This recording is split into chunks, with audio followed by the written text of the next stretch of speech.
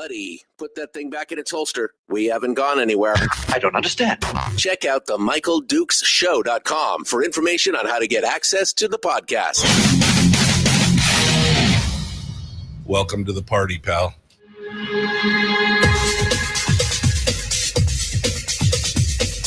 The Michael Dukes Show. The greed and the entitlement is astounding to me.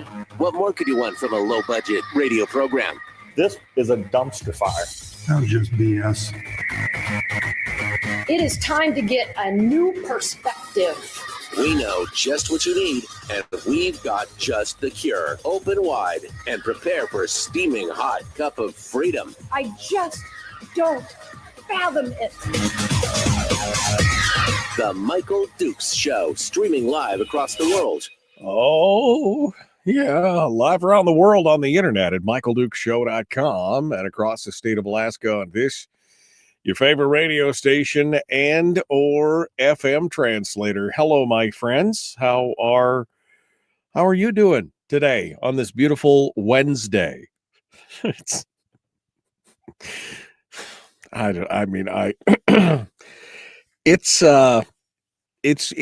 been one of those weeks already.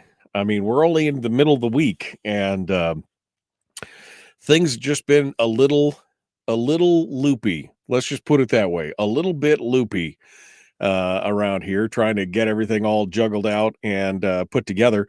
Now, I have no guests today, and I have I have a few stories that I want to talk about, but most importantly, I thought, you know what? Since I got nothing else happening and I couldn't pull anything else out of the hat, any other rabbits out of the hat, let's let's open up the phone lines. Why not? 319-527-3864,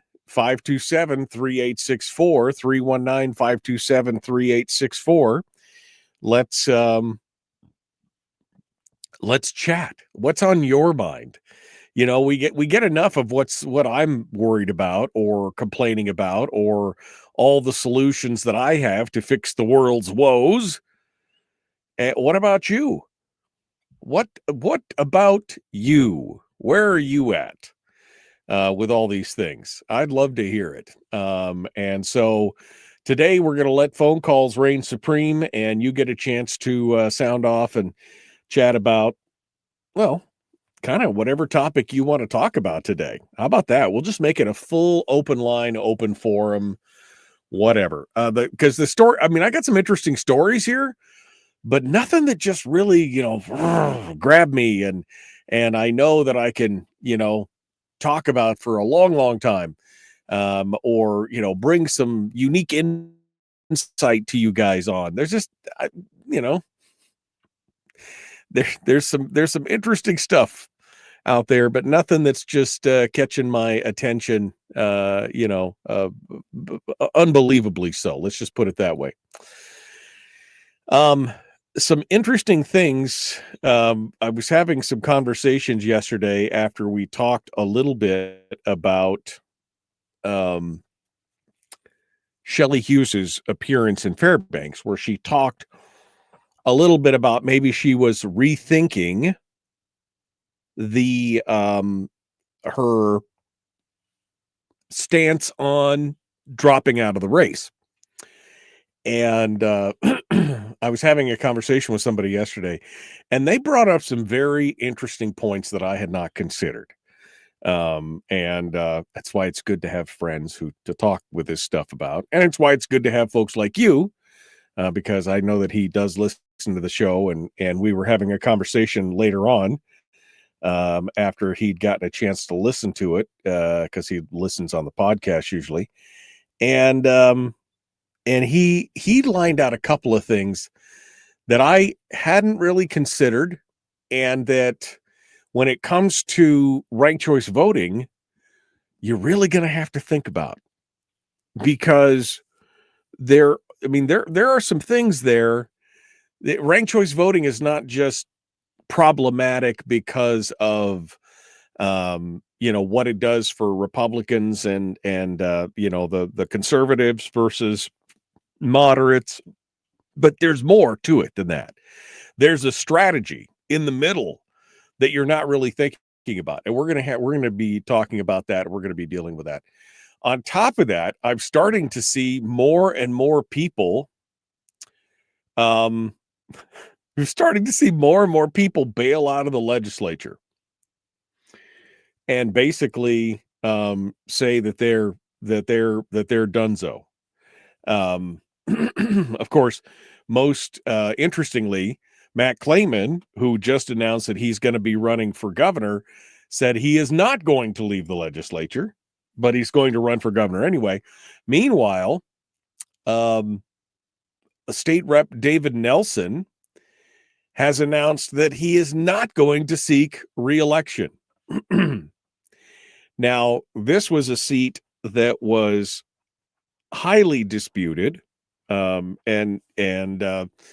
contentious. We had David Nelson in there. Nelson was the Republican minority. He beat out Cliff Grow. Remember, Grow beat him by a handful of votes the time before, and now he's come back around and he beat Grow this last time. But now he's decided to step away from politics after much thought, prayer, and conversation with people that I know and trust. He said, "This was not an easy decision. Serving in our legislature has been one of the greatest honors in my life." David's a very nice guy. Really like him. Really like him. He's going to, this summer, he's going to marry his longtime friend, Brianna, who he's known since college. So good for him. Good for him. And he said he's going to focus for the remainder of his term on working towards a meaningful spending cap to protect our fiscal future. And I'm hoping he does. But that leaves that seat open. And it means that Cliff Grow is going to probably try to retake that seat again. So we're going to need a conservative, but not, I don't know if a strong, staunch conservative could take that seat, because David he's a conservative, but he is not a firebrand. He's not a Mike Shower type conservative. But maybe that's because he won, because maybe that's what that seat can't, he couldn't win otherwise. Right? Maybe that's what's going on. Maybe because the area is it's a split area. Grow won by a handful of votes the time before. David won by a handful of votes this time around. So there's going to have to be some kind of discussion and coordination about people when they replace folks in these districts.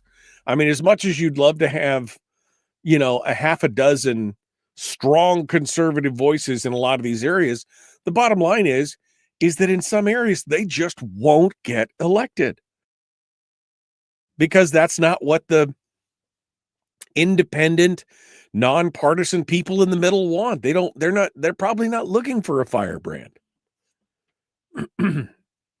Now, you've got these other seats, right? So Mike Shower's seat is now empty. Supposedly, there's got to be an announcement, hopefully towards the end of this week. Shelley Hughes has said she's going to resign. Another one of the strong conservative voices in the legislature. But there's more than that even, because then those appointments to those positions then leave holes somewhere else. What if it's, who's Mike Shower replacement going to be? It could be George Rauscher. It could be Kevin McCabe. Kevin McCabe could get tapped. Then what happens to his seat? What happens to Rauscher's? Or as people like Gary Stevens leaves, now we've got Louise Stutz is going to move up from that. So who's going to replace her in the House if she's going to run for the Senate? You see what I mean? There's a lot of musical chairs that it's about to happen here in the legislature. And of course, you've got some people like Nelson, like Lyman Hoffman, who are just, they're pulling the ripcord, man. They're like, nope, I'm out. And Andy Josephson. Now, I don't know if Josephson, somebody said the other day that they thought that Josephson had quit so that he could run for governor. I don't know if that's the case or not, but it seems like a little bit of that seems like a little bit of a stretch to me. Now, maybe you're going to have Josephson run against Clayman, run against Begich. I don't know, but it seems a little bit that seems a little bit wishful thinking as far as I'm concerned. But there's already a bunch of legislators who are going to who are leaving. And who knows, by the time this session draws to a close, who knows how many more may look at the future, read the tea leaves and go, "Oh no, I am not going to be part of that hot mess." And they're up for election and they're like, "Nope, sorry. Not going to do it. Not going to do it." So may we live in interesting times. This is the part right here where we're definitely getting to that part of the story where may you live in interesting times.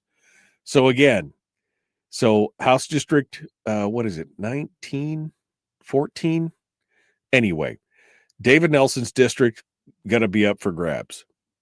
Mike Shower's seat going to cause, it's going to be empty until it causes some other seat to be up for grabs. Shelley Hughes is the same way. Andy Josephson's out of here. Lyman Hoffman's out of here. Gary Stevens is out of here. Matt Clayman's staying. But who else is going to pull the ripcord on this before the end of this next session and announce that they're not running for it? I can just see it. Nobody wants to be there when the music stops. Nobody wants to be the guy standing there looking at the two chairs that are left, and there's a half a dozen of you. Nobody wants to be that guy. Nobody. Or gal, I guess I should say, or gal. That's the fact, Jack. So how many more folks are going to bail out? I don't know, but it will be this could be a significant change right here. And then Suzanne Downing over at the Alaskan Story has got a piece as well. And she's talking about how they're a little bit upset with Nancy Peltola and how this Matt Clayman thing may be causing some some contention in the Democratic Party. And I think it's hysterical when the shoe is on the other foot. I really do. We're going to talk about that here when we come back. Meanwhile, again, the phone line is open at 319-527-3864. Who do you think is going to bail out next? Who do you think is going to say, "Oh, it's time for me to retire, and I'm not going to be, you're not going to lay this at my feet"? Who else do you think is going to get out or going to get in? 319-527-3864, The Michael Duke Show. Common sense, liberty-based, free thinking radio.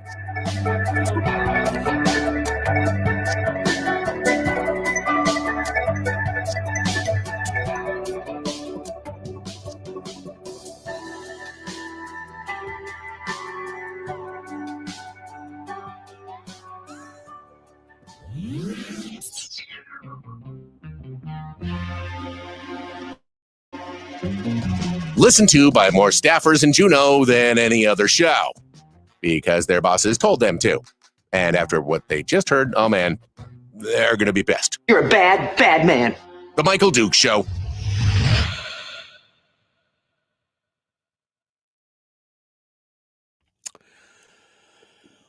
Okay. Hello and good morning. Good morning, sunshine. Let me go back up here, see what you guys have been talking about. Yeah, 25 degrees here. I forgot to give you guys the temperature report this morning. A little crisp, but the northern lights last night, apparently, now every time I went outside to view them, I couldn't see a thing. But people down the hill, people north of me, people south of me, they were all apparently viewing this beautiful red north. It was gorgeous. I got lots of pictures from other people. Oh, good morning, good morning, good morning. All right. Everybody's ready to talk. Everybody's ready to have a discussion with all you people. A shutdown just shows how dependent people rely on government every day to exist. Yes, that's exactly it. It's only 11 below in Fairbanks. Well, that's good. That's not bad at all. 6 degrees in the Hook. All right. How can Clayman not drop out if he's running for governor? Well, apparently there's no regulation that says he can't. The only thing that it restricts him from being able to do is raise fund while the legislature is in session. So if he were to be elected, he would then have to resign and there'd have to be a special, position to fill the seat. Rats leaving a sinking ship, says Jeffrey. Yeah, I mean that's kind of the visual imagery that I get out of that. Lord help us if Grow is reelected. He's going to grow your PFD. He's going to grow your PFD right into more government spending. That's what he's going to do.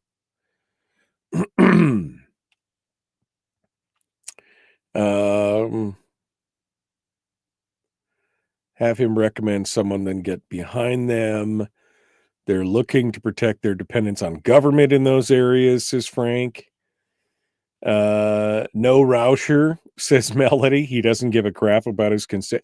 I mean, I've had exactly one conversation with George Rauscher, and that was the time that he told me that he would not come on the show because he doesn't do those public appearances with people.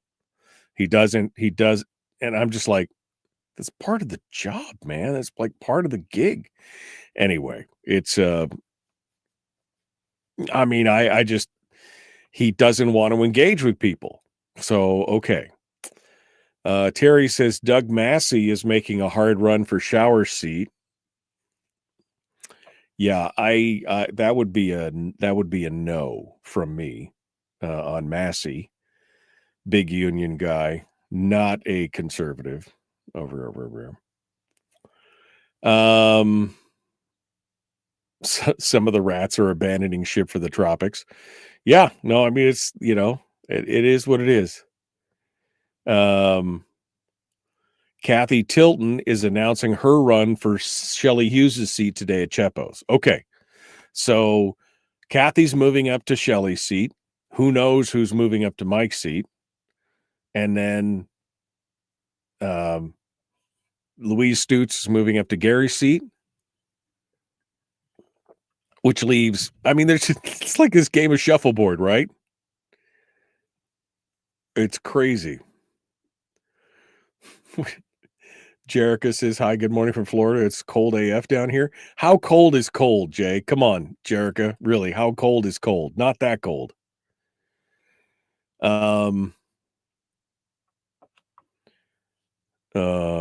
Yeah, I saw that. 2 kids went off the ice in Kinnick. That was crazy. Ruben says it's already difficult getting conservatives off the couch to go vote in local elections. Now we have to convince them to put their name in the ballot and do work necessary to win, all while Democrats are chomping at the bit to fill these seats. Not good. He's not wrong. He's not wrong. This is not a good time for that kind of stuff to happen. Here we go.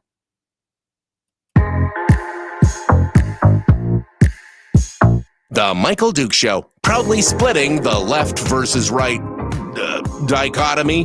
Yeah, I had to look that word up too. I don't think it means what he thinks it means. There he is, though. That guy, Michael Dukes, the one with the show.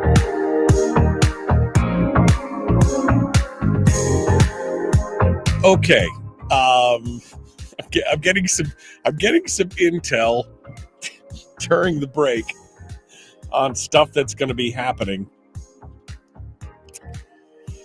here in the near future. So it turns out that it looks like Kathy Tilton, the House, or I guess former House Majority Leader, is going to be announcing her run for Shelley Hughes' seat today.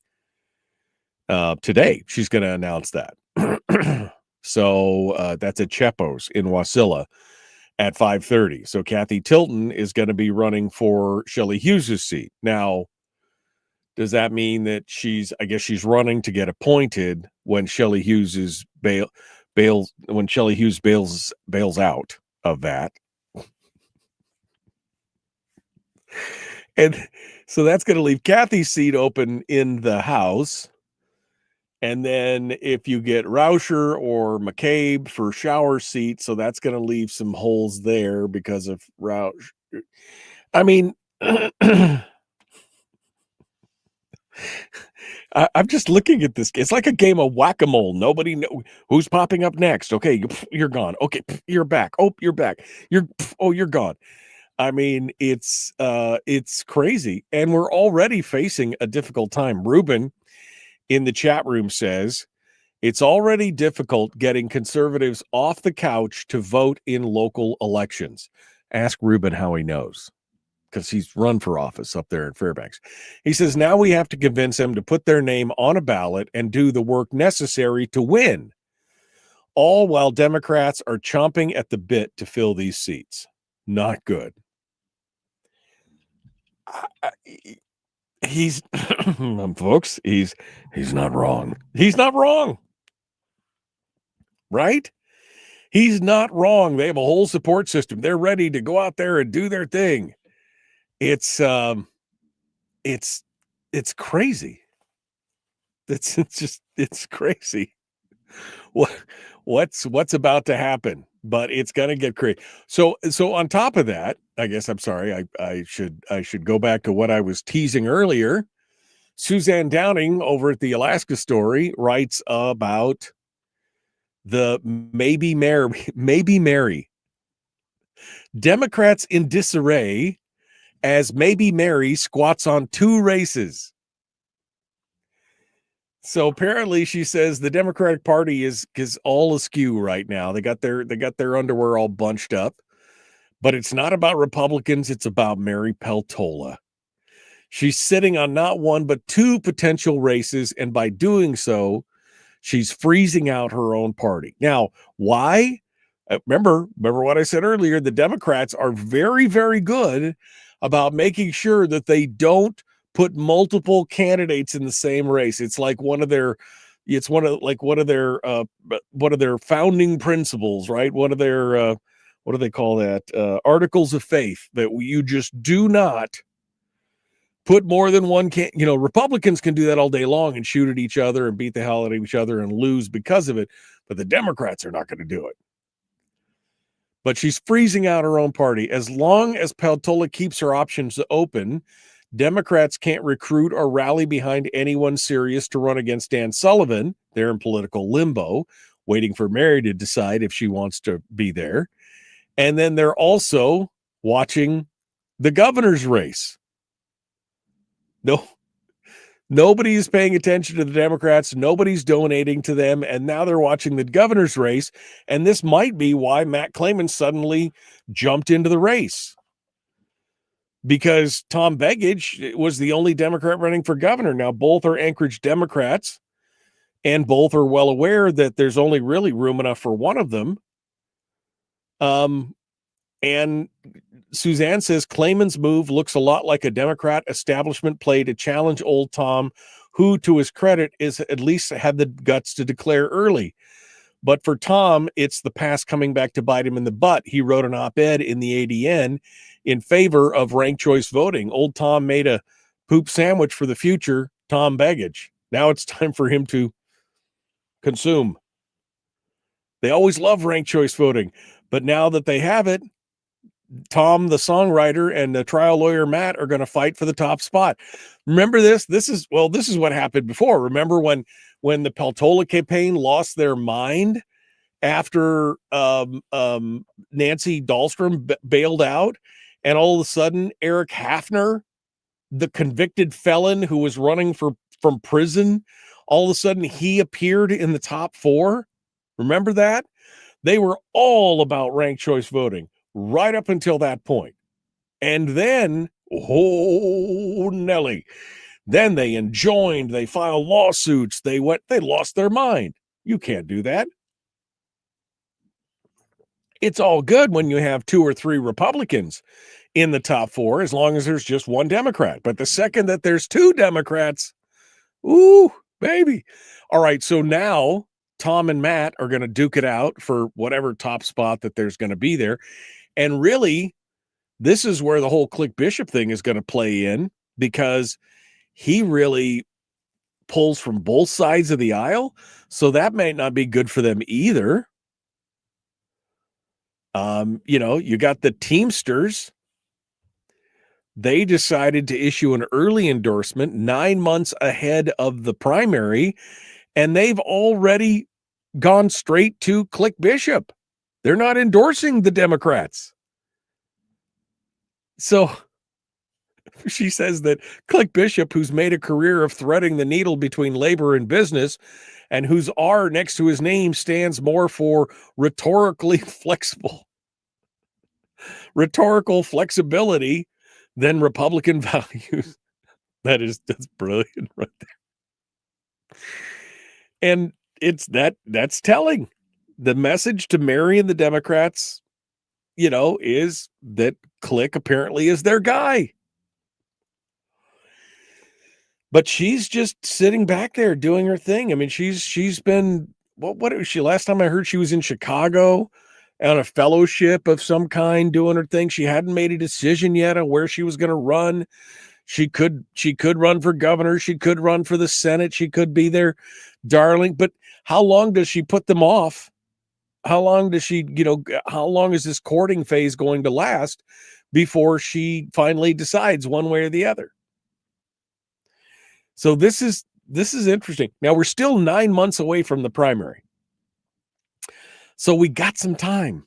We got some time. And let's face it, Mary Peltola could jump in a month before the primary and probably still win a top 4 slot.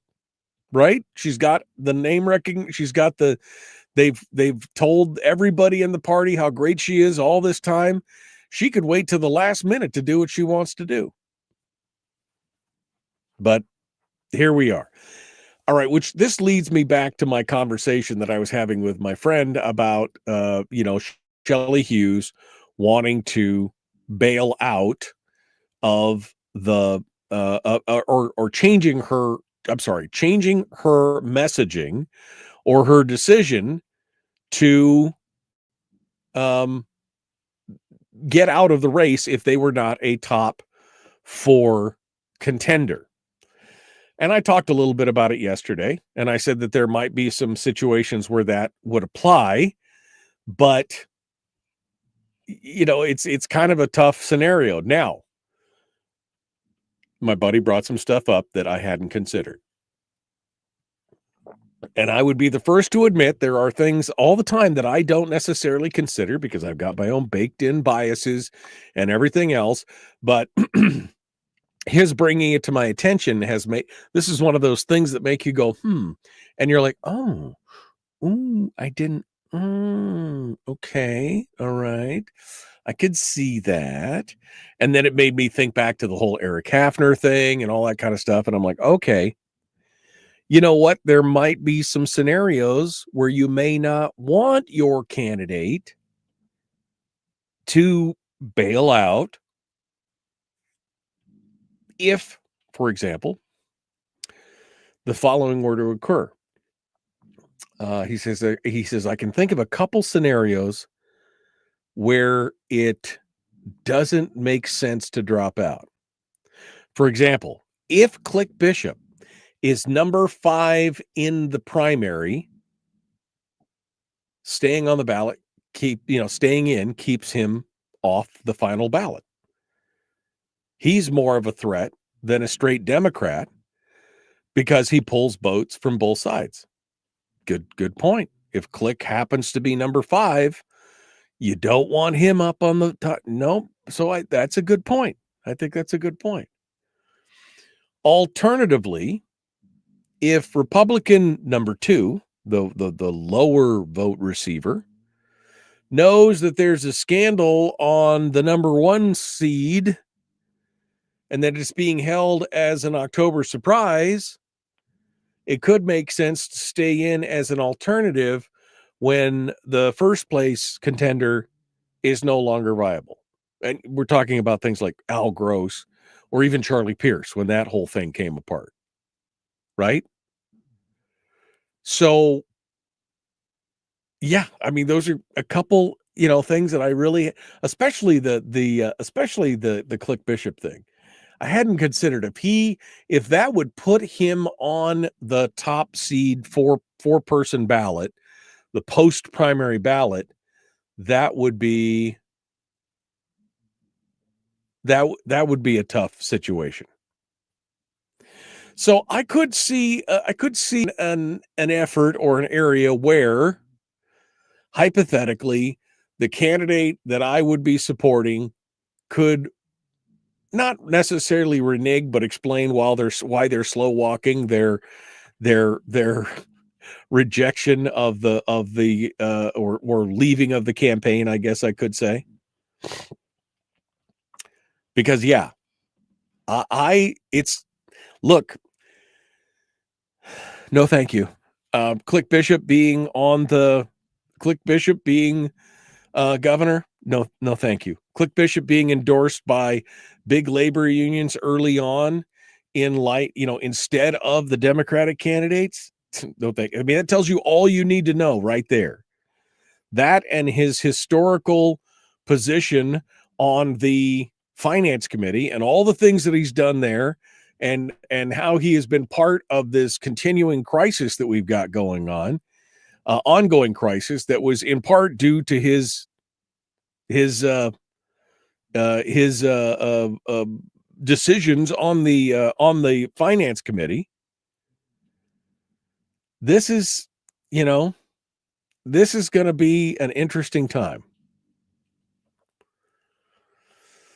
So it's and again, this is why Clayman isn't resigning.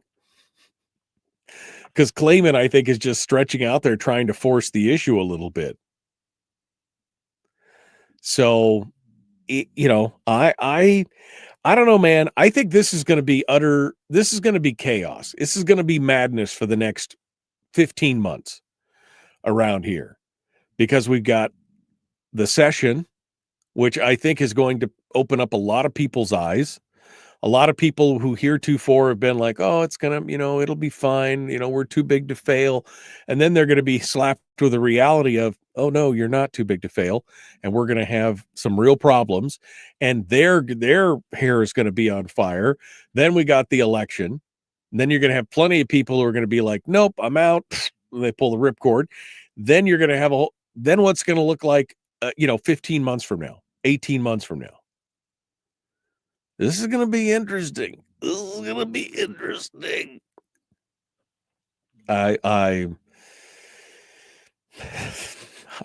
don't know what's going to happen. I just don't know what is going to happen. But, I guess we'll see. What are your guys' thoughts? Why do you think is going to happen? And what is your take on the whole Mary Peltola thing? Is she just waiting in the wings to maximize the impact when she jumps into the race? Do you think she just likes to be courted by the Dems? Is she really out now for out? I mean, now she's got the recognition. She's set for life financially. Is she just going to play what do you think is going to happen? 319-527-3864. 319-527-3864. Let me know what you think here. I would love to hear what you guys have to say. Today is Open line, open forum. Yeah, Sourdough Seal in the chat room just said everyone is dipping out before the big fiscal crisis shows up so they don't have to deal with it. I mean, I guarantee you that's what's happening with some of these guys. Some of these guys have been in there forever, and some of them have got their fingerprints all over this stuff, right? They've been part of the decisions that have gotten us here, and they're like, nope. We're gone. We're not gonna, they could see that the yogurt's about to hit the oscillating rotor, and they're ready for that to just go away. We'll see what happens there. All right, I got one line on hold. We're gonna come right back, and then we're gonna take this phone call. We're coming up on it right now. We'll be back. Common sense, liberty-based, free-thinking radio. We'll return with more. The Michael Duke Show. Back with more right after this.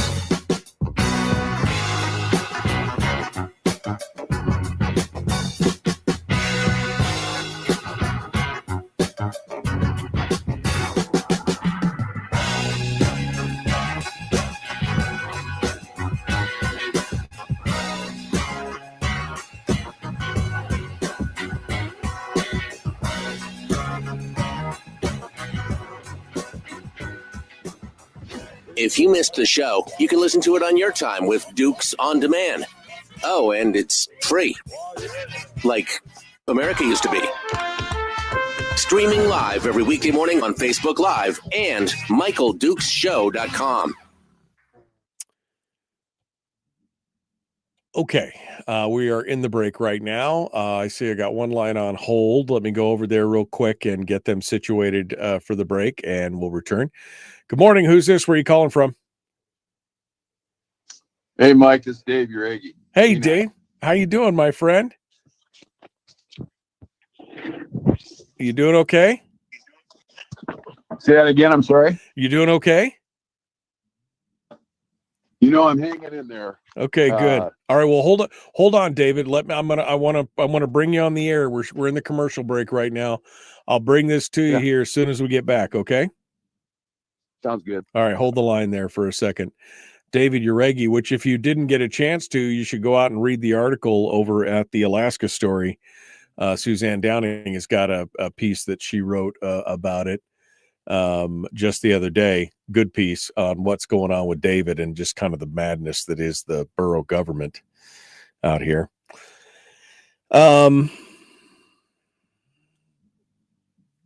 You gotta love it when your trustworthy legislator goes to jail.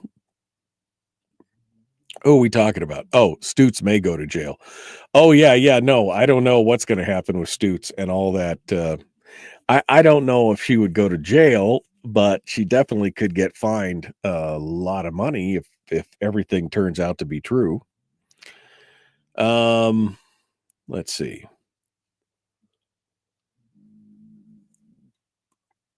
Rick says, I wonder what the sample ballot will look like. OMG, we will be so confused. Then throw in ranked choice voting. I mean, it's crazy. It's crazy. Let's see. It's going to be a bloodbath. Opportunity, and this is Brian dropping a nugget of wisdom here on this. Opportunity arises from chaos for the well prepared. That's when you got to be well prepared. You have to do it. My head hurts, says Rick. Good morning. So why isn't Bert Stedman moving? Because he's very comfortable where he's at. And I think he feels protected by his constituency down there in North Seattle, or Sitka, as some people call it. May very well get worse. Good morning. Okay. Terry just said, oh my God, I've started taking 2 Advil with my first cup of coffee to get through the show. You guys are acting like I'm doing this on purpose. I'm sorry that the truth hurts. Sorry that life is painful, but you can't blame me. I'm just laying them out and calling out the strikes like I see them. The fact that you have to take painkillers, it's not my fault, man. It's not my fault. What? Gary, what are you talking? Gary's like, cannibalism wouldn't hurt. I don't know what you're talking about. Of course, cannibalism would hurt. I mean, it would hurt somebody.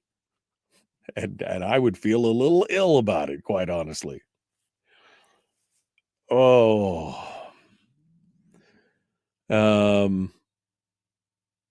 Yeah. This whole thing is just, I don't know where things are going to go at this point. Oh, Melody said something about Rauscher. She said, he won't come on the show at all. That is more than enough for me. His 2 phone numbers have no way to leave a message either. That's just weird.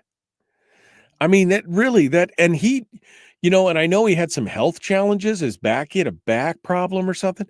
And he just disappeared for like a couple months or something. And nobody really knew what was going. Nobody outside of, I'd ask and they're like, oh, he's out with a bad back. Well, when is he coming back? Is anybody talking to him? Is he want to? And it was weird, man. Like he just wants to be that position, but he doesn't want to do anything related to it. It's crazy. It's kind of crazy with what was going on with that.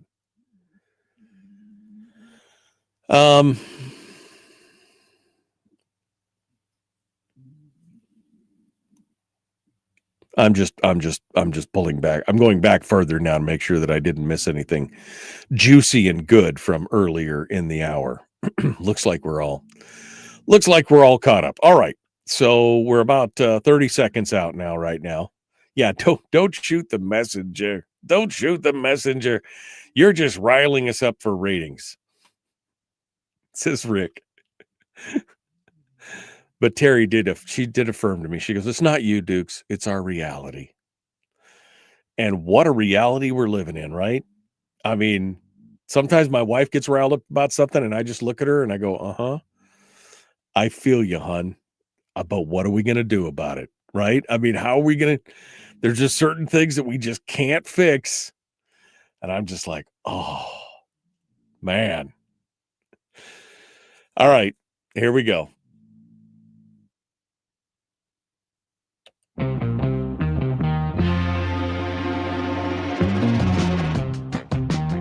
The Michael Duke Show. Seriously humorous with a pinch of intellect.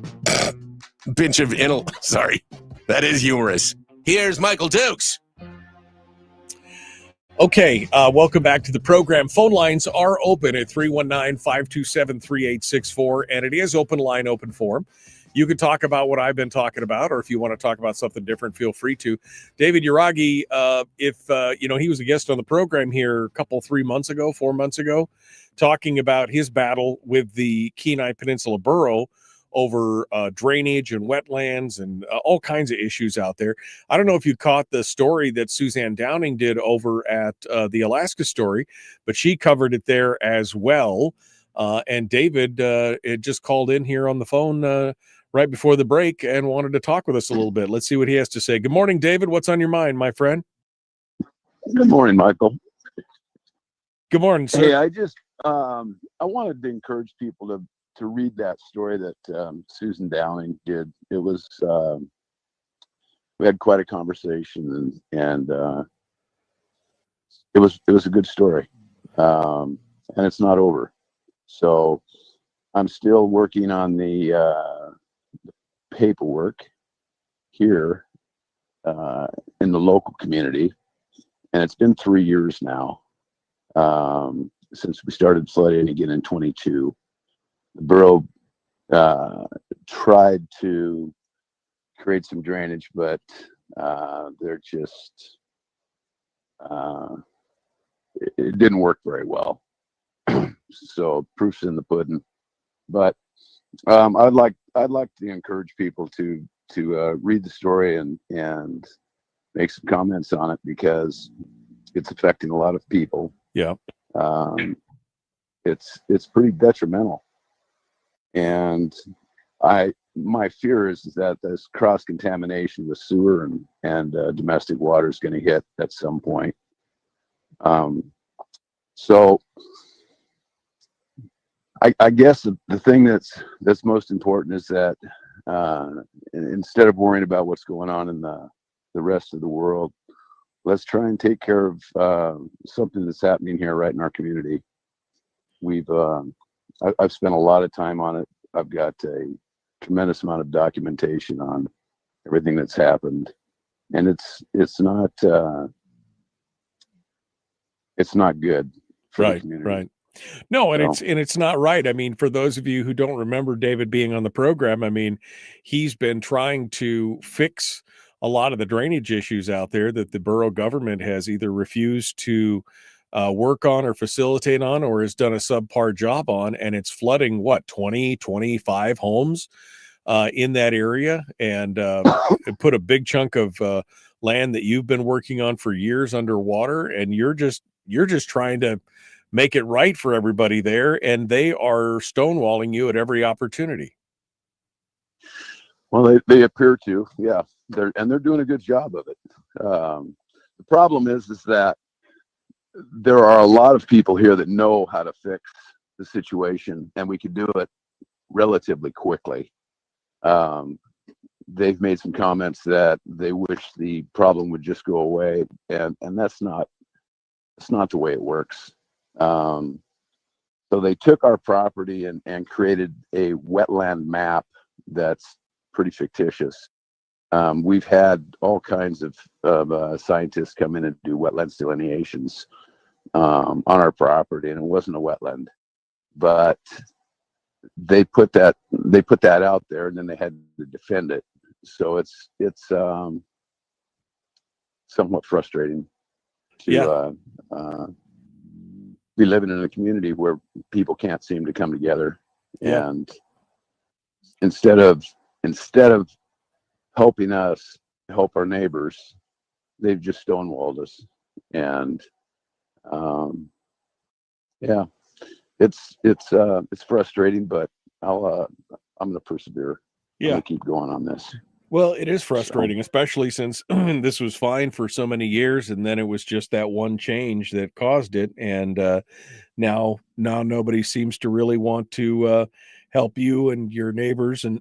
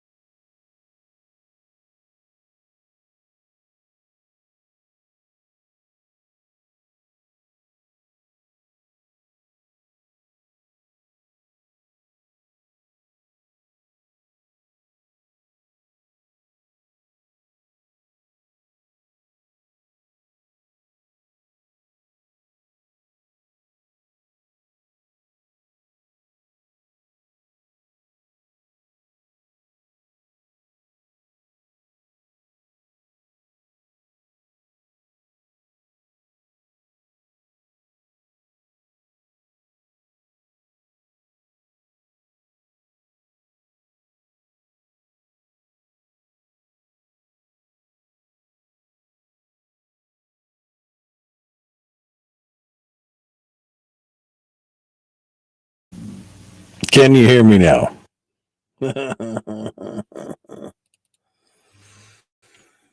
All right. All right. Now you can hear me. It was busted. Now it's not busted. All right. So it's just one of those things. It just decided arbitrarily to just quit on its own. I mean, why? Who knows? Who knows? It always takes a hot minute for it to come back, though. And that's always that's what's going on. All right. So you don't have to see this anymore because, hey, we're back and we're good to go. David was on there as well, so we'll see what's going on with that. All right, let's see. All of you are hilarious. Silence is golden. Too bad, says Barbara. I really wanted to know more about this. Barbara, go read the article that I posted up in the chat room. You can above. You can read the abbreviated must-read article about it. In fact, you can go back and listen to it on the podcast. I think it was in July. I think we had David on, and we had him on for the full hour. And he walked us through the whole thing.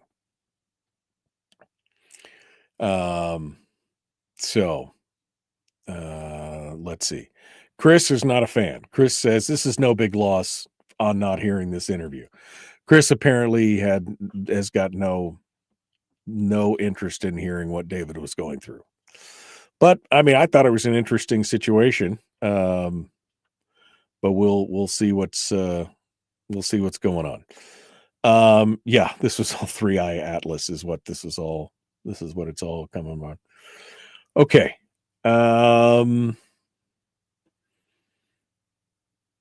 And we're all, look at that. Even sorry, I'm just in resetting everything. All of a sudden, something else has changed and is working. You disagree with David. Okay, Chris, in what way? You think the borough's doing a great bang up job? Or you disagree? I don't know. I'm just curious.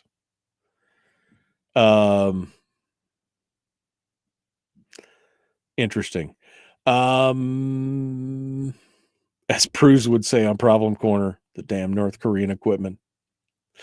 No, it was actually the better of the equipment that was causing the issue. It just happens sometimes, man. It just happens sometimes. Okay.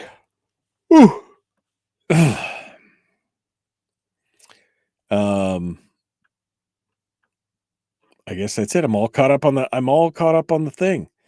It's not the government to fix flooding nor hinder it from being fixed. And that's kind of where I was thinking, right? I mean, all David was trying to do was fix it. That was all, and it wasn't a swamp when he bought it. It flooded later. Now, it was part of an alluvial plain, but it had not historically been wet like that. So anyway, you could go again. I'm trying to concise down a full 1 hour conversation that we had with him before, but you do you tell me why you just disagree with him or why you don't. What does it matter? What caused the issue in the first place? There was the water plane, the water table came up. The water table came up. That's what it was. Anyway, Richie, you can go again. Everybody should just go back and re-listen to this interview. It's a fascinating interview. And that was, how far back was that? I don't even know. Let's see. Let me tell you how far back that was. Before we run daylight here. Wow, everything is slow this morning. Not only am I slow, everything is slow this morning. All right. Come on. All right. Search. David. Let's see where it was. No, Wednesday, David Boyle, David Codria.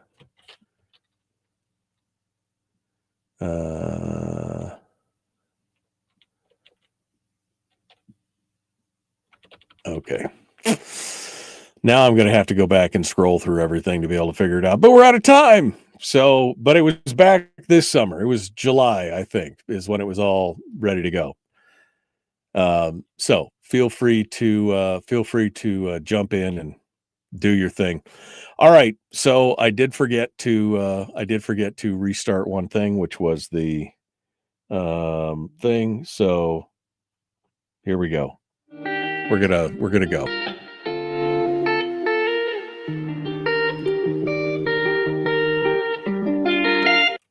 Welcome to the party, pal.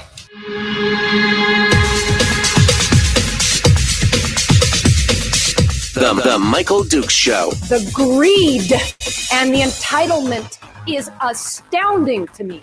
What more could you want from a low-budget radio program? This is a dumpster fire. That's just BS. It is time to get a new perspective. We know just what you need, and we've got just the cure. Open wide and prepare for a steaming hot cup of freedom. I just don't fathom it. The Michael Dukes Show, streaming live across the world. Live around the world on the internet at michaeldukeshow.com and across the state of Alaska on this, your favorite radio station and or FM translator. Hello, my friends, and welcome to Hour 2 of the Big Radio Show. Sorry there at the end of the last hour, we had a minor technical problem that I was working on, and it was causing some issues, but we got it all fixed. We're all back. We're back, baby. We're ready to go. And again, ready to take your phone calls, 319-527-3864. If you want to call in, we've been talking about the status of the legislature and what it's going to look like in, just a few months, quite honestly, especially with the different races that are going on, the people who are about to drop out, or who have resigned from their current office or who are declining to run for re-election. This should be a very, very interesting time. It's going to be, again, the whole the Confucius saying of, may you live, we're there. Living in interesting times. Yeah, we're there. So anyway, we were taking people's calls and thoughts on that. Again, at 319-527-3864. If you want to come on board and join us, we'd love to hear what you have to say on that, on any of these topics that we've been touching on. Love to hear what you have to say on it. Then, of course, coming up tomorrow on the program, we're working on a couple guests, including a legislator or two. And I think we might run some of these things by them, some of these potential changes to the landscape, the political landscape, by them, and see what they think. How are they feeling about that? I want to know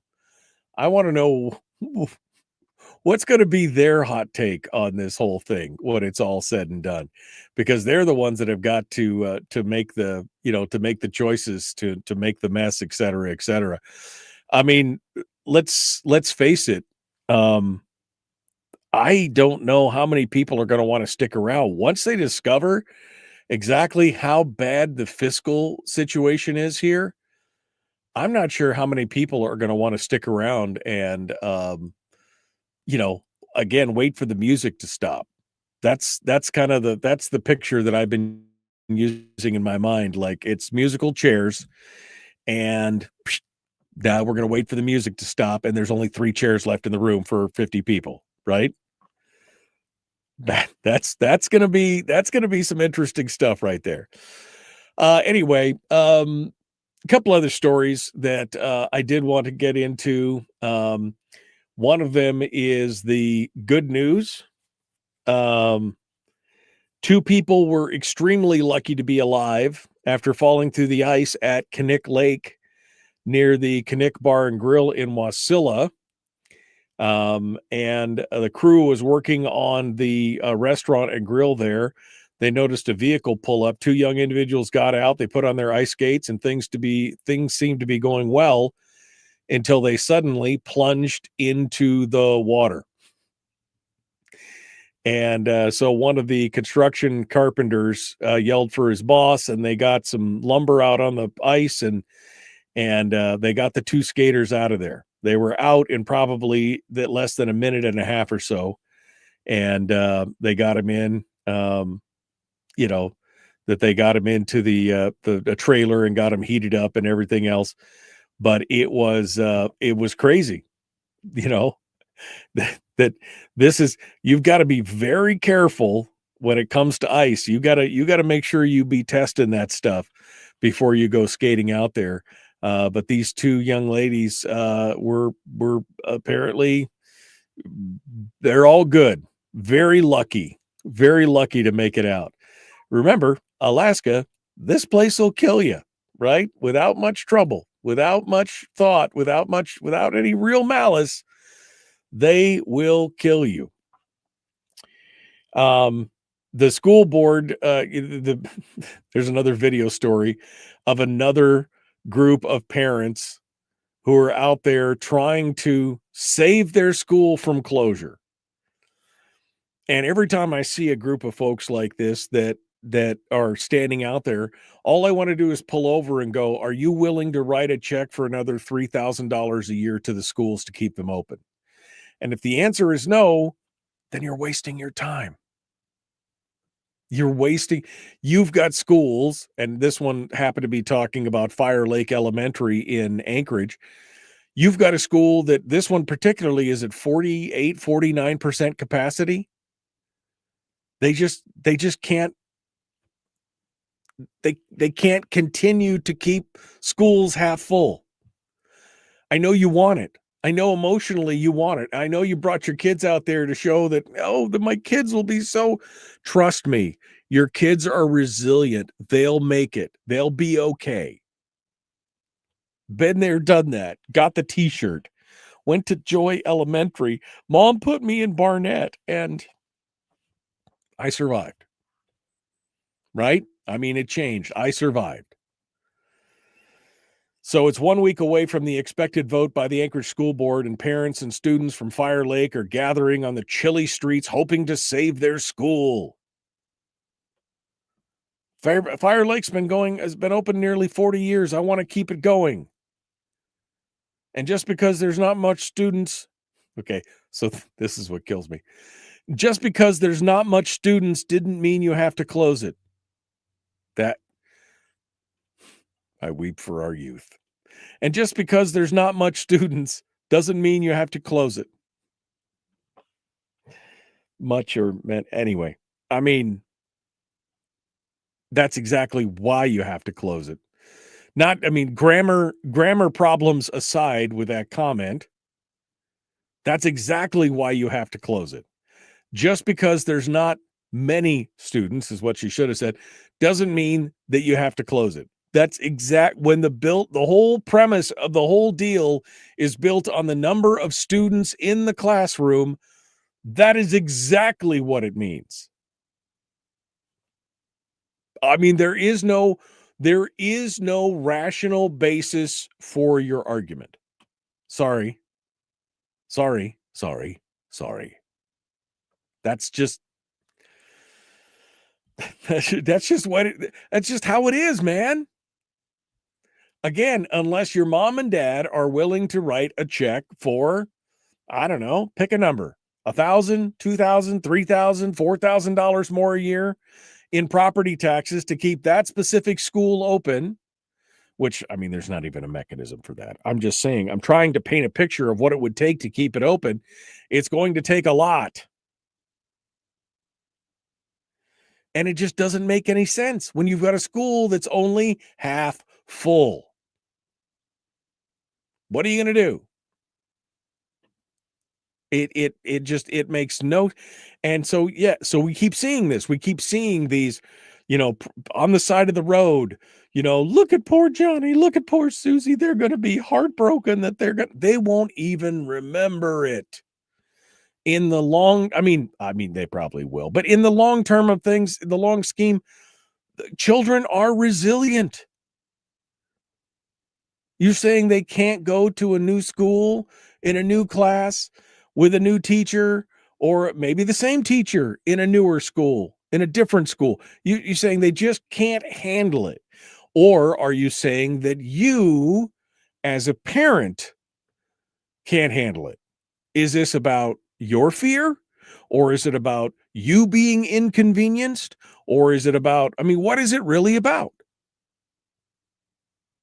Because kids, they can handle it, right? They are, again, very resilient. And let's face it, they'll probably be with a lot of the same kids that they were with anyway. Because if they're closing the school, then all those kids got to go to, yeah, right? So, this, I don't understand this. I don't understand this love affair with a single building. Oh, we've got to help save it. I want the best education for my kids. That's what I wanted.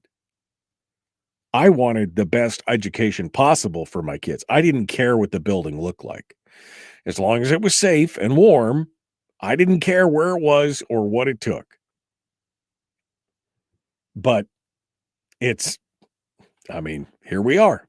Here we are, standing on the side of the road, hoping that and good for you. You're standing up for something that you believe. But again, it makes no sense whatsoever.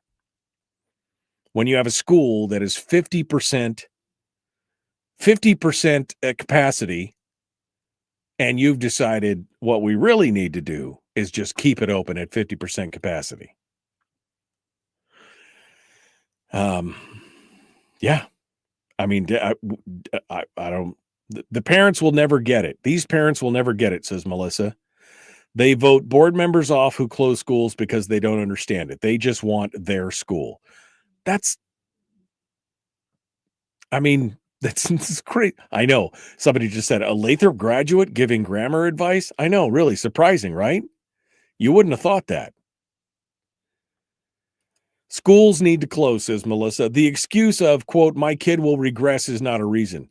Kids are resilient. Parents need to stop acting dramatic. Kids learn from them. Oh, you think?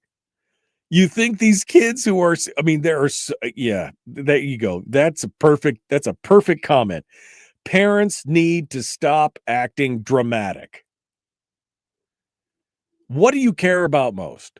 Do you care about your child's education and them getting a good one? Or do you care about their comfort or your comfort of making sure that, you don't have to do anything extra, or that the kids might have, the parent the other day, that the comment that I made the other day where they were 3 miles from the school and now they were going to have to move. And now it was going to be 6 miles to the school, which is, what? It's a 10-minute drive. I was on the bus for an hour each way. When I went to high school, when I went to junior high, high school was even worse because high school was across town. But an hour at least to get there. Come on, man. Come on. You're worried about an extra 5 minutes on a bus? Well, I don't want my kid to go through that. You are being dramatic. No wonder are we going to end up with a whole generation of Karens for people who can't deal with it? Suck it up, Buttercup. Your kids might have to go to a school with a few more people, but at least they could pull all those teachers together, right? That's at least you can do that. Oh, man. If their math skills are like their grammar. That's the problem. There is no math skills involved in this. Melissa is 100% right. This is emotion and dramatics. Histrionics. if you care to go there. Histrionics. Maybe the Republican thinks that all the local borough and school board people may set their eyes on the state government. Will that be enough to get them voting and throwing their hat in the ring? I don't know. I don't know what it's going to take to get, more conservatives, not just necessarily Republicans, to get with the program. But obviously these parents are, part of that issue, part of that problem.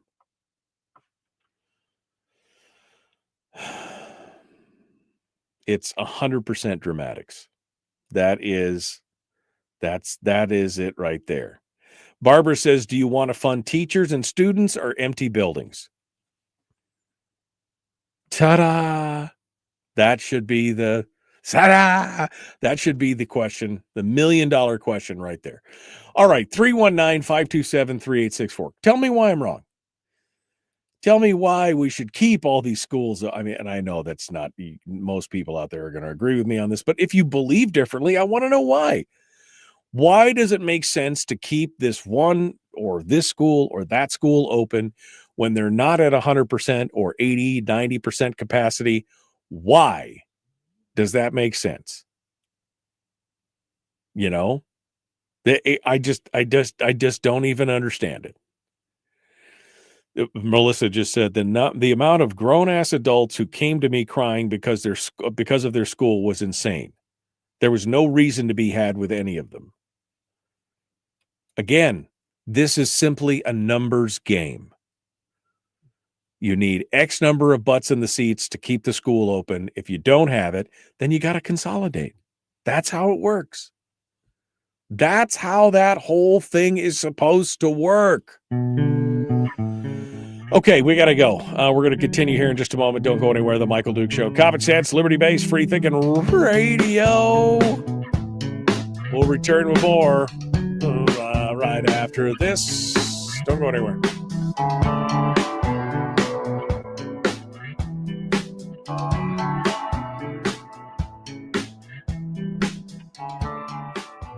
We're broadcasting live through a series of tubes, allowing all of these entities to provide stream on the internet. Well, it's kind of hard to explain. Sorry.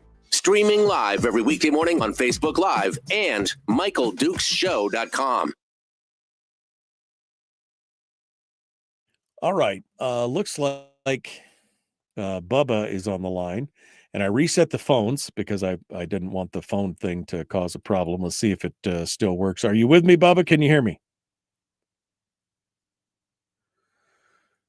Okay, I could see Bubba talking. I could see you talking, Bubba. Just hold the line for a second. Don't do anything crazy like hang up. Let me put you back on hold. Let me stay there, Bubba. Don't go anywhere. I got to check something. Okay. And that should be that, I think.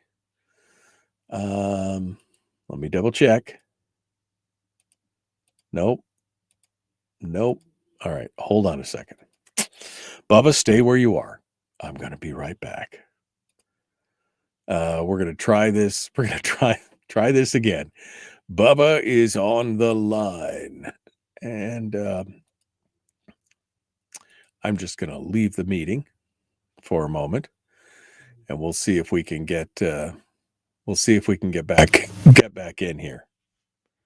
Oh, wait, why is that? There we go. Nope. Thanks so much for calling the Michael. Whoa, that was me. Okay, I think we got it this time. You guys just looking all this behind the scenes BS. You guys are like, wow, this is really weird. What are you doing? I talk to myself like this all the time.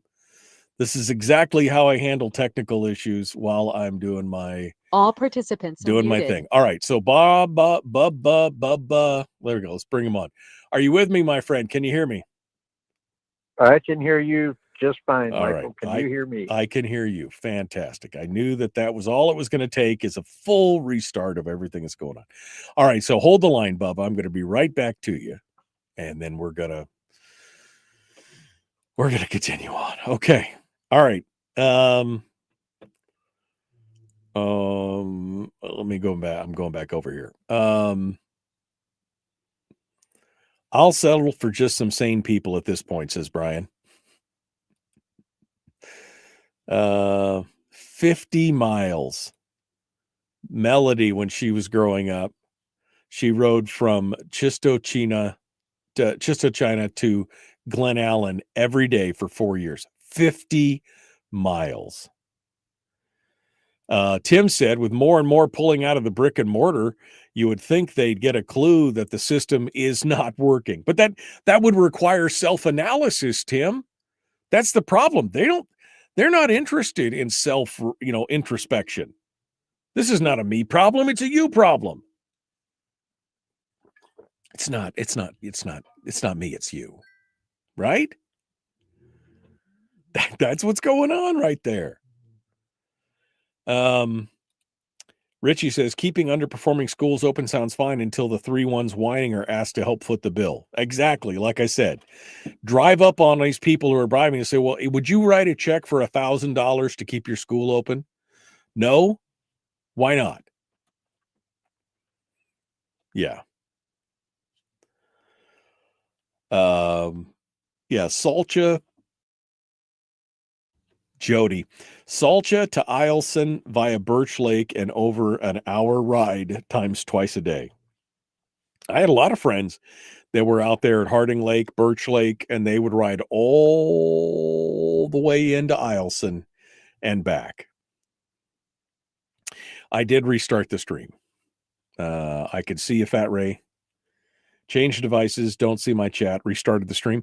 I didn't restart the stream. I just restarted the audio. The stream is still the same. We've been going for an hour and 23 minutes. How many schools did we have in each district when the school populations are what they are now, says Corey. Well, that's a question for somebody like Melissa. Because I know that we've lost what, Melissa? Almost 7,000 students in the last 12 years, 15 years. We've lost almost 7,000 students in the Fairbanks area.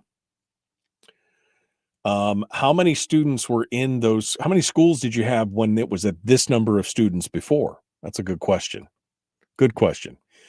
All right, here we go. 5 seconds. Let's get to it. Common sense, liberty-based, free thinking radio. Do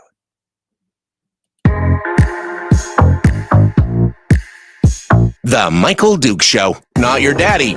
Wait, sorry. Not your daddy? Ooh, not your daddy's talk radio. Huh. Whew. I was scared for a second.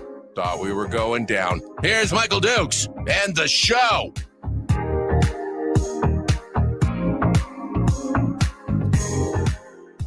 Okay. Wow, people are almost as salty as I am about this in the chat room. And then somebody asked a really good question. They said, how many schools did we have in a district when the school populations are what they were or where they're at now, right? Because obviously we had the population went higher and then we had more schools and now it's dropping back. And so the question is, how many schools did we have? How many schools did we have back then when it was that low and what do we need to reduce? Melissa said we had 35 schools and now we have 32 and we will need to close another 6 with another 600 lost. I mean, this Fairbanks School District's lost 6,000, 7,000 students in the last 10, 12 years. That's a significant number. I mean, and the Anchorage is just as bad, if not worse. And then Tim asked the question, and I'm going to get to Bubba here in just a second. Tim says, with more and more pulling out of the brick and mortar schools, you'd think they'd get a clue that the system is not working. But see, that's not the answer. They then blame the homeschoolers. That's what they do. Oh, this is the damn homeschoolers. If they would just, if they would just do their, it's all their fault. It is? Yes, of course it's the homeschoolers. If they wouldn't, we'd have all the money we could, if we didn't have to pay, no self-analysis, no introspection as to why are people leaving? What are they doing? What's going on?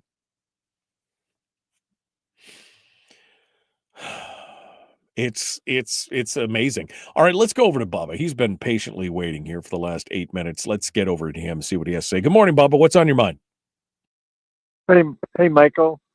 I'm just gonna run down the road and back. I'll be back. Michael, first of all, my eyes were opened up this morning. I'm not on the road anymore at 6 o'clock in the morning, 6:30 in the morning. Okay. At 6:45 this morning, I saw a school bus stop to pick up students on their way to school. You talk about resilience, kids getting out of school, but that school bus didn't start at 6:45. That school bus was picking up students at 6:45. So you got resilient students, okay?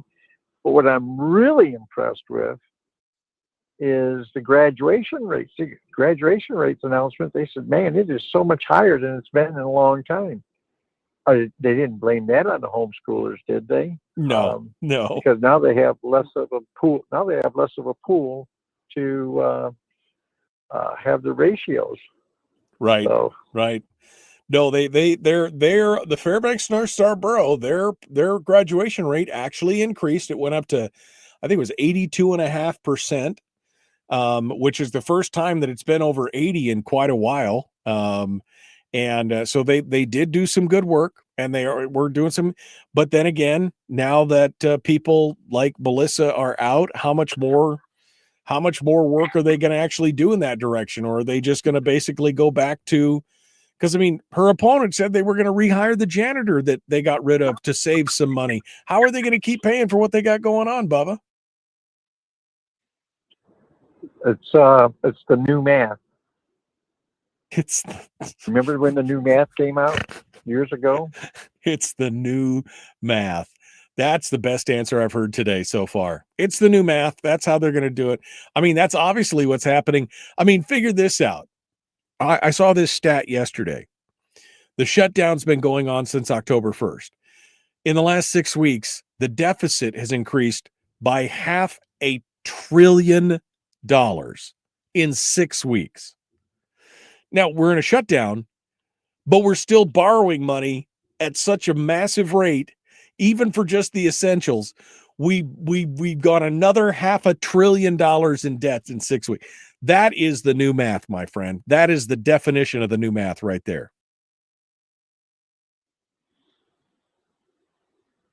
Love your show, Michael. Love your show. Thanks, Bubba. You're doing a great job. Appreciate the call. Thank you for calling in this morning. I mean, right? He's right. This is the new math. We're too big to fail. We can't do it. The kids have got to eat. Things have got to happen. We've got to spend it. 6 weeks. $500 billion in debt in 6 weeks.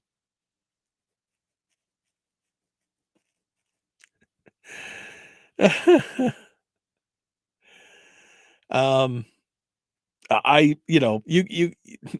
whole thing is just crazy. But again, here we go. These hopeful parents keep our schools open. No idea what's going on.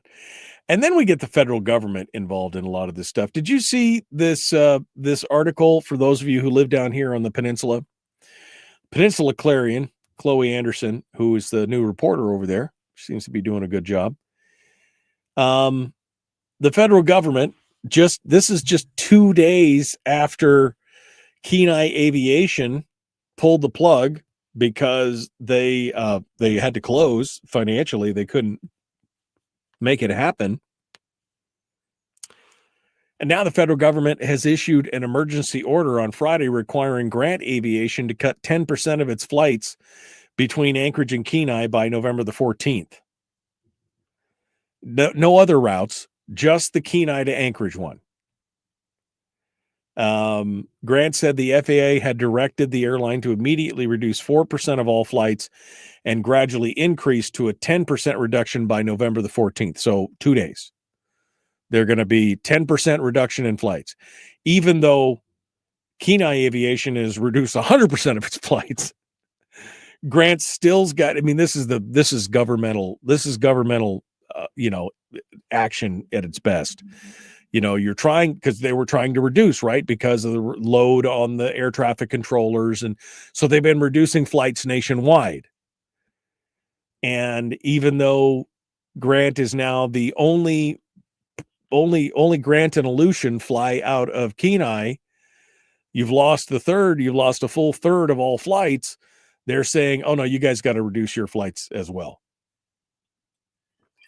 Now, remember, that's how they're making money. That's how they're staying afloat, is with the, but this is the we know that there was a third flight here, the third airline, and we were going to do it, but they bowed out. So, I mean, you think that they could rejigger this, because Grant, obviously they said, hey, Grant talked to the FAA and said, hey, the Kenai aviation is gone. Can we, this full 10%, this is going to cause some problems. And they're like, nope, do as we say. Are you questioning us, citizen? Are you questioning us, citizen? We'll do what you say. We'll do it. This is right. It's the same thing. If FCC called me tomorrow, I'd be like, oh, we'll do what you say. Your whole livelihood is wrapped up and around some government bureaucrat who might decide that they didn't like the cut of your jib or the way you asked that question.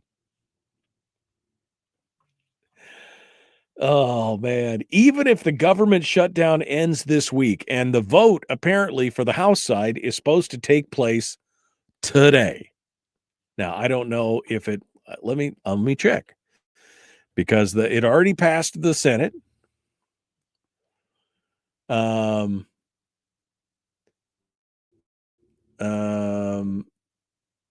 I guess it doesn't say, it's not saying, but today they're going to vote in the House for to lift the shutdown. But even if the government shutdown ends this week, it could take up to a week for the airlines to resume operating at full capacity. The FAA has not yet rescinded its emergency order mandating air traffic cuts. And Transportation Secretary Sean Duffy said last Friday that they won't lift the order until safety data indicates that it's safe to do so. That, for your own good. For your own good is what I'm trying to say. You'll do what you're told for your own good. Anyway, that's,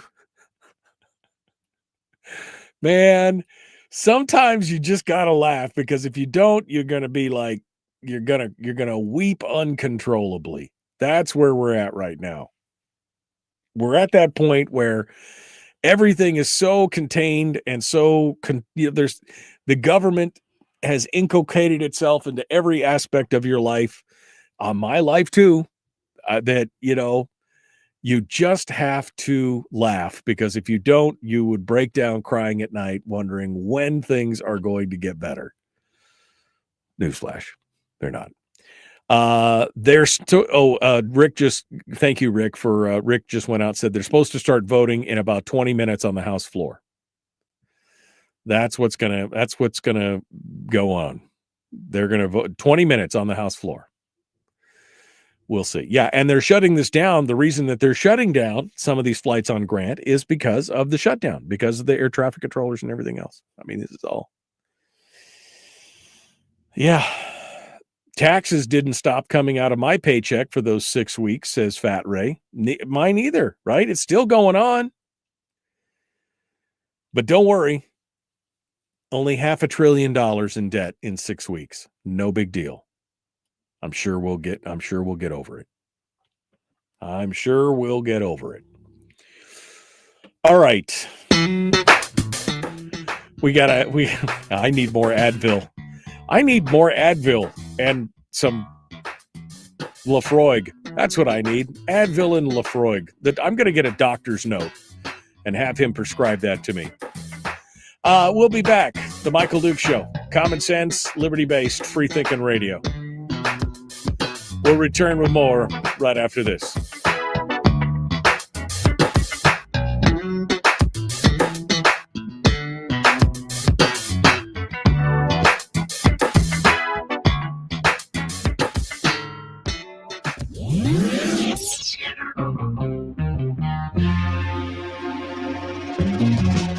Running on 100% pure beard power. Oh, also some coffee.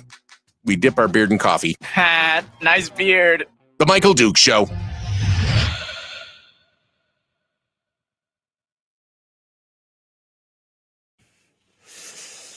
Okay. Well, guys, what do we got that I haven't talked about yet today? Do I even care? Right? Do I even care? All right. I'm looking through all these stories. Boy, there's nothing that's just slapping me right in the kisser. What do you guys got? What do you guys want to talk about in the next segment? Happy. Okay. All right. I'm just looking at all these news stories here. Challenger Learning Center, Hall of Fame. Chris Story. He's got another parable. Maybe I should read it. Maybe I should read this parable on the air slowly, in a way. What do you think? Should I read this? Chris Story wrote this parable in Must Read, and I pulled it up a couple days ago. And there you go, Caribbean Cask. Oof. Maybe I should read this story and just narrate it out loud. You guys tell me what you think. My daughter has a cottage industry business, says Terry. Their sales were down $2,000 last weekend over the previous year due to the shutdown. People are broke. I talked to people who were at the gun show in Fairbanks, and they had the same problem. A lot of the military guys were there, but they had their hands in their pockets because they didn't have any money. It is. Rick says we should talk about food because he's hungry. Frank says we should talk about state sovereignty if we have any left.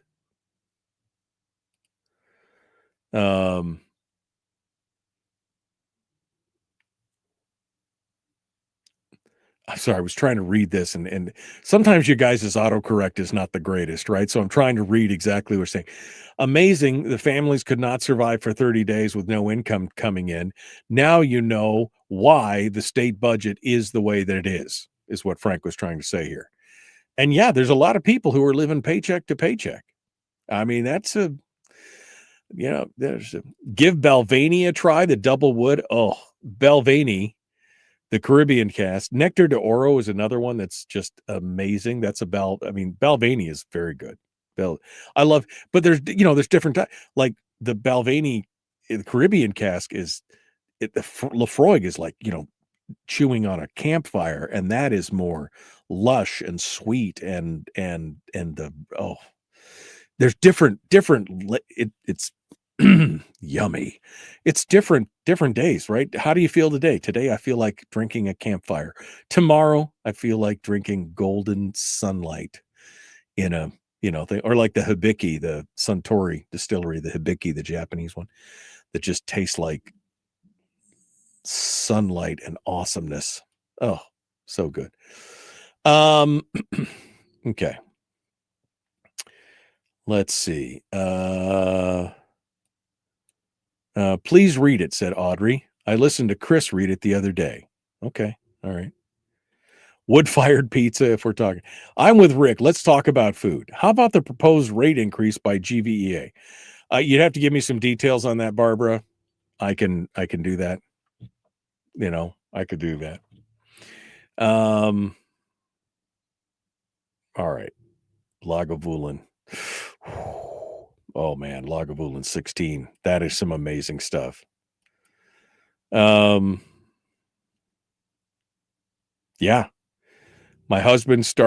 Melissa said, my husband started his heating and plumbing company. The shutdown is what you make it. There's money to be made and to be gotten. Because he was not making, when you're not making any money, you got to do what you got to do. I have not watched the last 600 meters yet. I was going to watch it yesterday, and then I got waylaid And so I'm going to try and find it tonight. Oh no, don't talk about you do not want to talk about electric bills with me. Nope. I will give you the receipts and you will not like them. It's like buying a car every month. That's what it's like. Now, not a necessarily super expensive car, but it's like buying a car every month around here. That's exactly what it's like. Okay. I will read that story. We'll do that. Everybody else wants to talk about food. Should we talk about Christmas? Man, it's not too far. You know, we are only 12. What are we, 14 days away from Thanksgiving? Right? I mean, that's where we're at, right? I mean, I'm pulling the calendar just to make sure that I got that right. Yeah, because today is the 12th. And oh, yeah, man, we are 15 days away from Thanksgiving, which means we're only 6 weeks away from. Oh, man.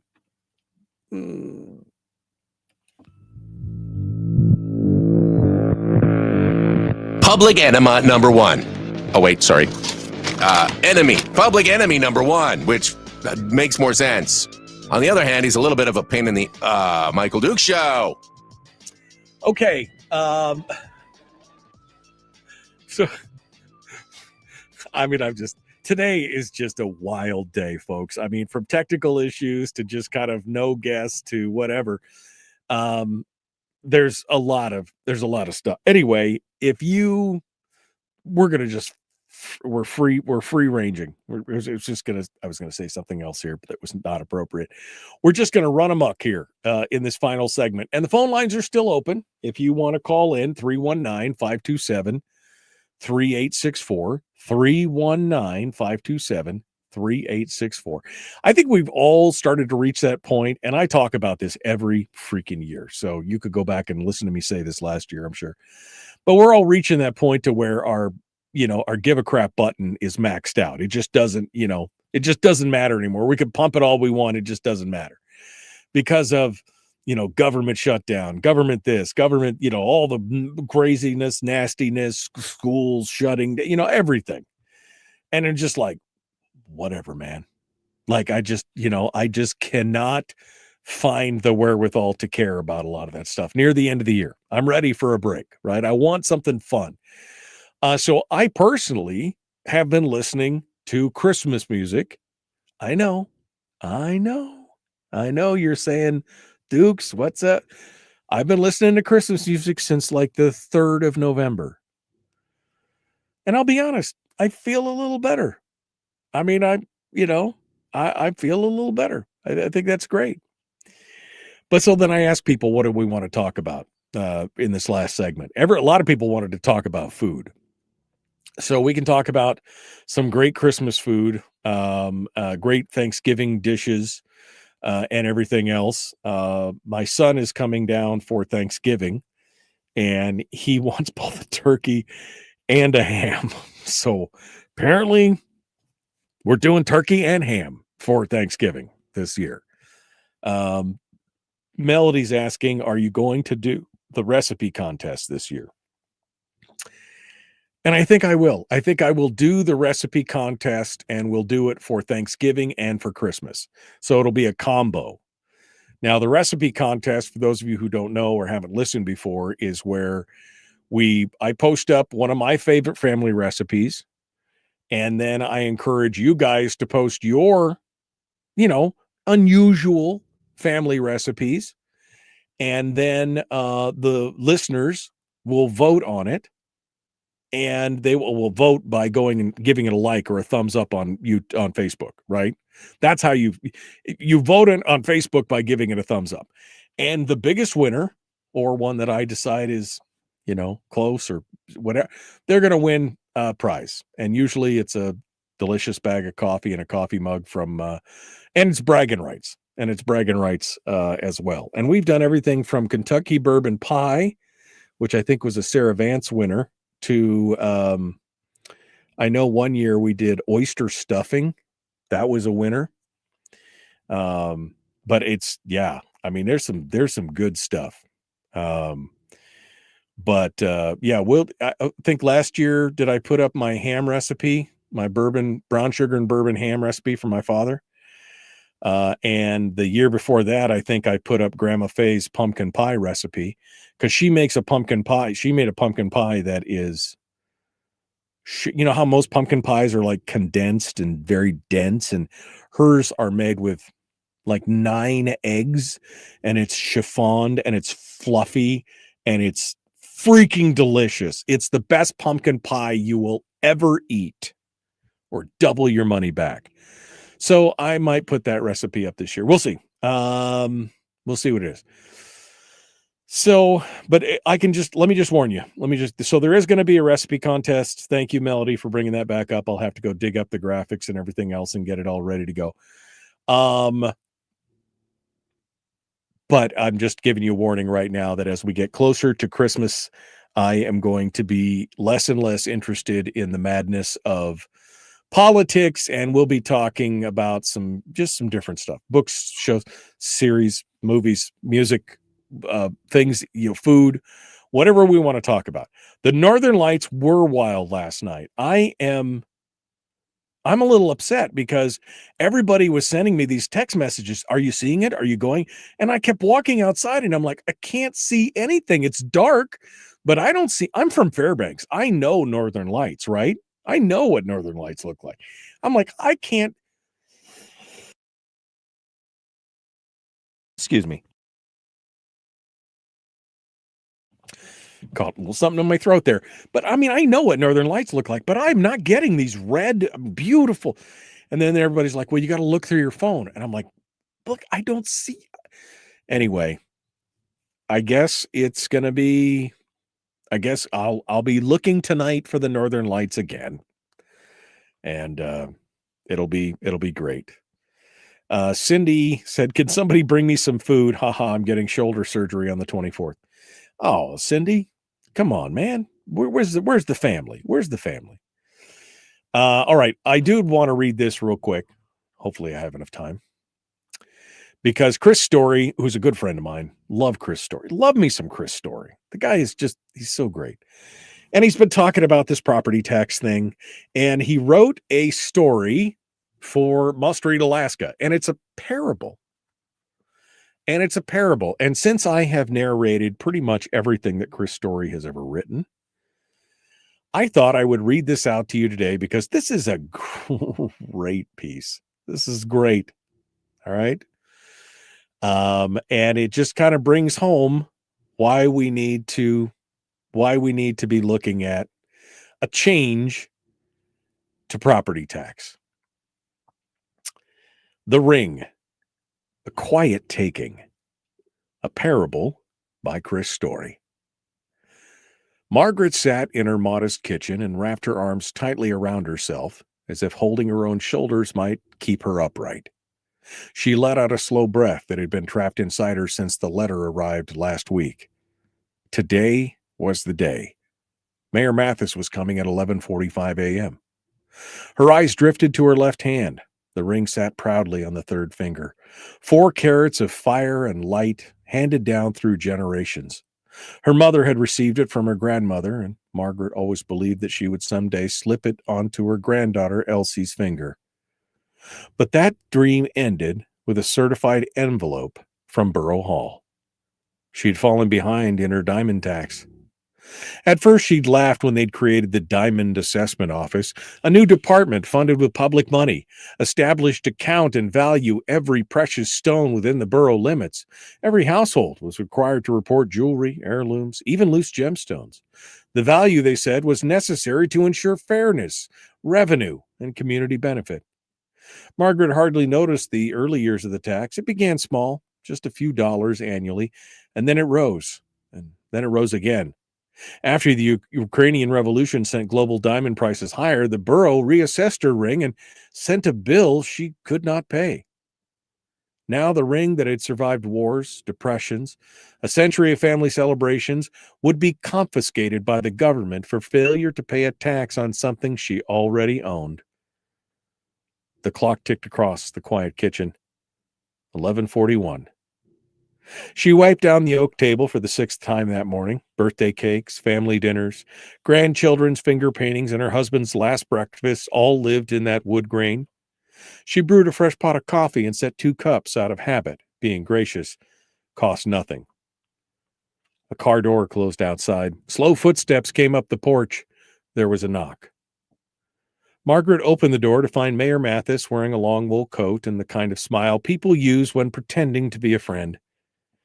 He stepped inside without waiting to be invited and glanced around the small, tidy kitchen. "You always keep such a lovely home," he said gently, his eyes drifting towards the ring. "May we sit?" They did. He did not touch his coffee. "As you know," he began, folding his hands, "you've been behind on your diamond tax for 8 months. Due to recent market fluctuations, the assessed value of your ring has increased substantially." "I know," she whispered. "I had hoped for a payment plan. I have medical bills. I live on a retirement income. I'm doing the best I can." The sadness of a man offering condolences after a funeral. "The law requires that delinquent time and taxes be settled. If payment cannot be made, the property must be surrendered as compensation. It's not personal. It's a policy." Margaret removed the ring. Her hand trembled. A thin pale circle marked where something precious once rested. Mayor Mathis pulled a velvet pouch from his coat. She placed the ring inside. He tightened the strings. "There," he said. "Your debt is satisfied." He rose, walked to the door, looked back at her with a soft smile, and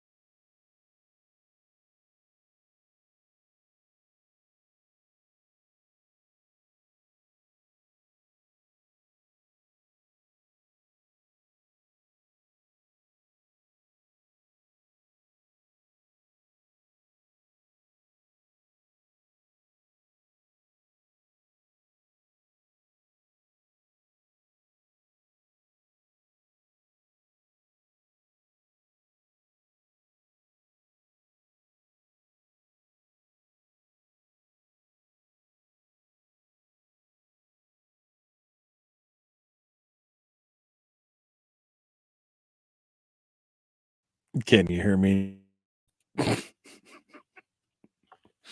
I don't know, man. I don't know what was going on. All right, I don't know how far back How far back was I when I got that?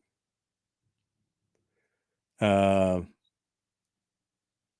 don't know. The audio was gone at 7:57. So it was near the end. Near the end. There was a little pop fizz sound and then it became quiet. Wonder if it is solar flares. If it is solar flares. Anyway,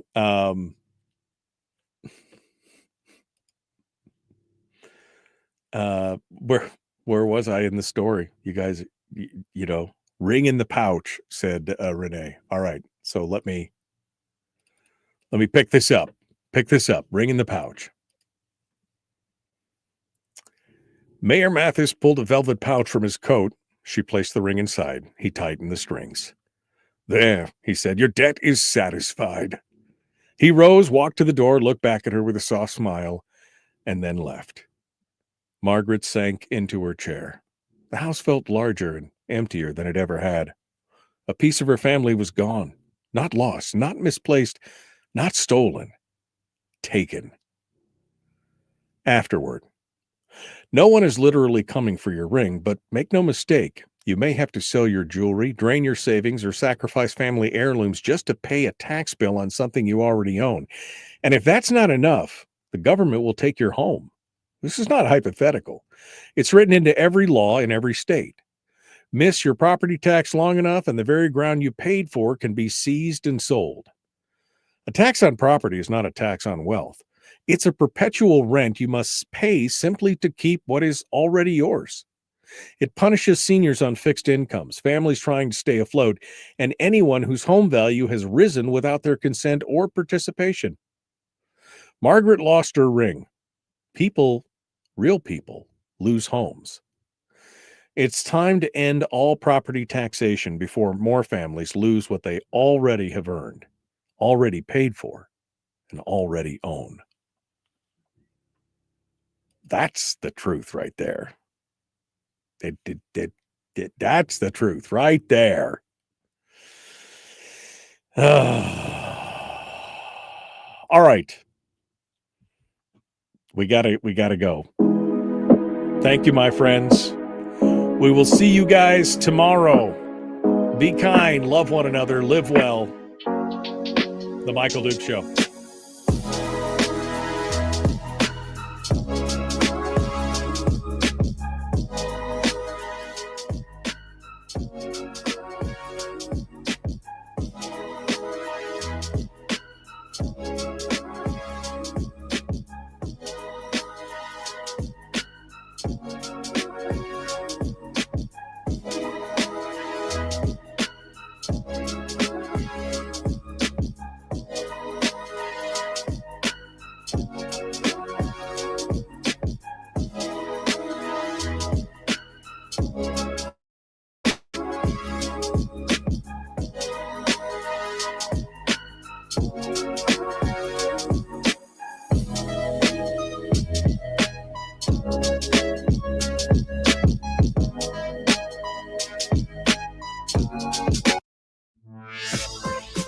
We've shed our terrestrial radio skin, and now we are slimy lizard internet people. It's the Michael Duke Show.